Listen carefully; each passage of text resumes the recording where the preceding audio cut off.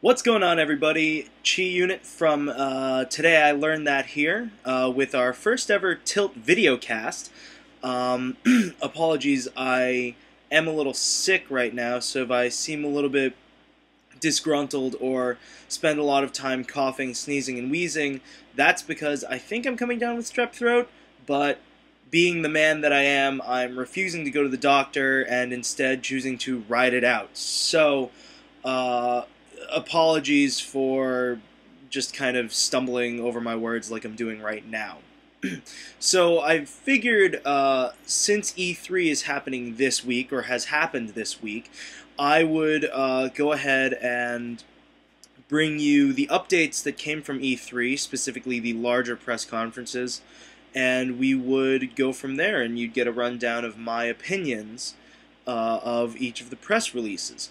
So, without further ado, let's go over Microsoft's press release. They started out with a live on-stage demo of Modern Warfare 3, which is slated to be one of the largest game releases this year, I think, and I can't think many people would disagree with me there. But after having released the trailer not a few weeks before, it felt a lot like just a rehash of that trailer, but live. Now, Modern Warfare has always been a franchise that has built itself upon being able to use the... hold on, let's start that again. Modern Warfare has always been a franchise that has prided itself upon being able to use the in-game graphics engine to film all the cinematic sequences, and this trailer was no different. That said, as the onstage presenter went through the demo, you saw a lot of things that were ripped straight from the trailer, which on the one hand made it felt a little underwhelming. On the other hand, though, proved that the graphics in the trailer are just as pretty as the actual gameplay graphics themselves. Now, that said, I'm still a little hesitant about this because, quite frankly, it wasn't the graphical quality or inept storytelling that killed Modern Warfare 2 for me. To be honest, it was all of the bullshit, stupidity, and nonsense that happened in the multiplayer. Now, say what you want about multiplayer, lack of multiplayer support, mostly because Infinity Ward and Activision had their epic falling out, which resulted in, I believe, 24 plus key Infinity Ward employees just saying, "Peace out, I'm leaving."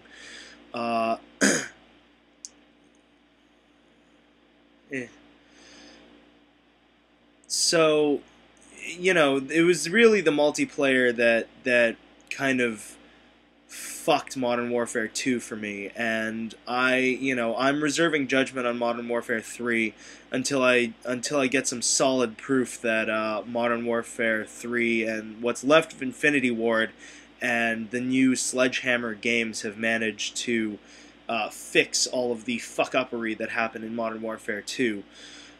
Until then, I'm still very hesitant. We'll see how this all turns out. Yeah, that's all I have to say about that. Next came a demo for Mass Effect 3, which I thought was pretty cool. They actually really highlighted some of the things that I would like out of the Kinect. Specifically, using the Kinect's voice command ability to interact with the characters, both during dialogue and in combat. And I think that's the kind of thing that Kinect really needs to do to make them, or make it, more legitimate as a controller. Mostly because, as it stands, the motion control it's alright, but outside of, a game like Dance Central, you're not really going to get too much use out of it. So, I'm still very iffy on the Kinect, but if third-party developers like BioWare can continue doing what they're doing with Mass Effect 3, stuff like that, then then I think, yeah, then the Kinect can actually really come into its own. So on to Mass Effect 3, you've probably already seen trailers for this, but it's still a great looking game. And the ability to use voice commands to issue orders to your partners now means that battle is going to be a lot smoother, which I think it's cool. Not that I don't like the idea of being able to pause combat for a moment every now and then just to gather my own thoughts, but it allows you to react more quickly to enemies, etc. Chaining moves together won't feel so stop and go now. So for what it's worth, that's pretty nice. So now moving on to Ghost Recon Future Soldier. This is a game that I'm really looking forward to, I'm not gonna lie. I've been a pretty big fan of the Ghost Recon games, and I'm a huge Tom Clancy fan ever since Rainbow Six 1 kicked my ass on my Nintendo 64. And Future Soldier looks fantastic. I can't wait to get my hands on this game, and the Kinect interface I think is kind of cool, kind of not. They demoed the Kinect interface in the weapon selection, in the weapon building screen. I believe they called it weaponsmithing, and they basically use a Minority Report style gesture interface to blow the gun up, so that you can inspect all of the components, add things here, add things there, and shift through menus. That's all very cool. That's all extremely cool. But then they decided that they would use gesture interfaces to fire the gun. That I'm not so down for.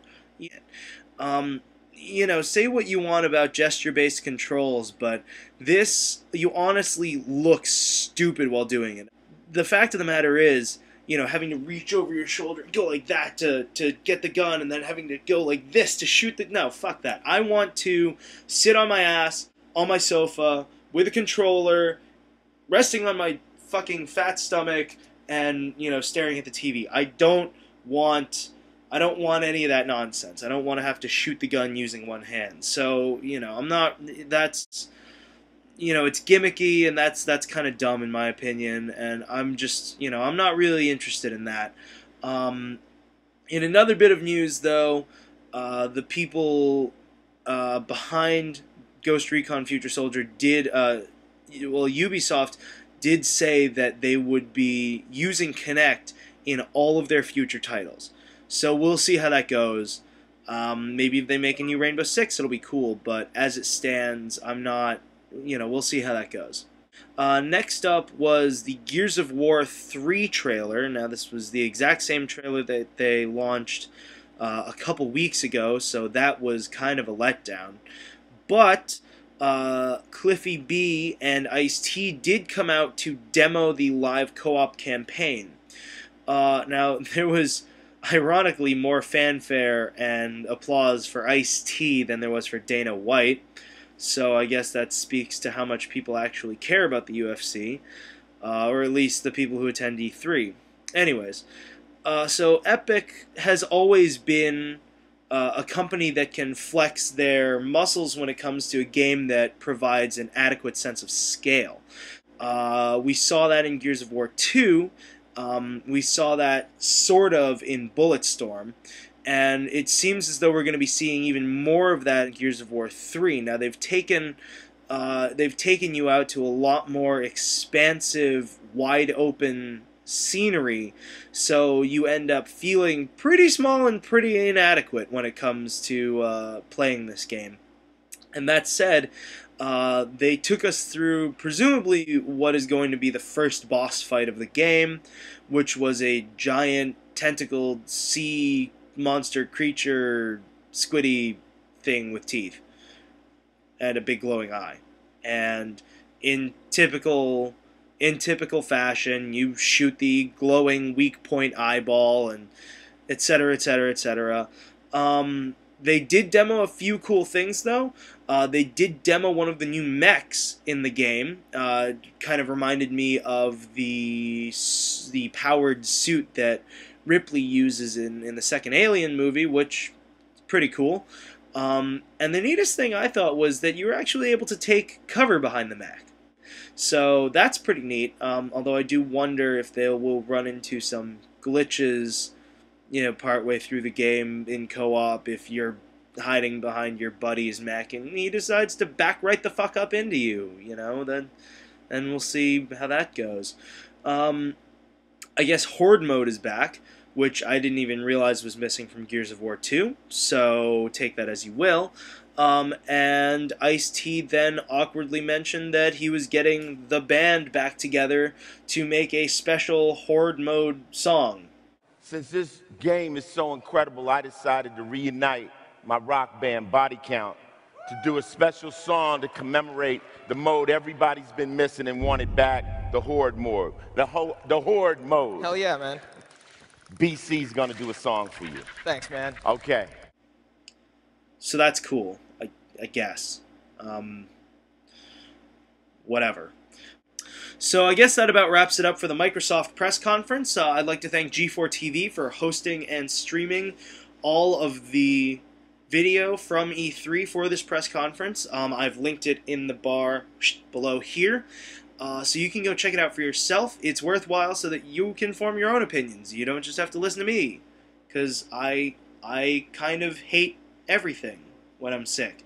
So, yeah, we'll see how that goes. I will be continuing to update you with E3 materials and my opinions of them as time goes on. We'll see how well you receive this.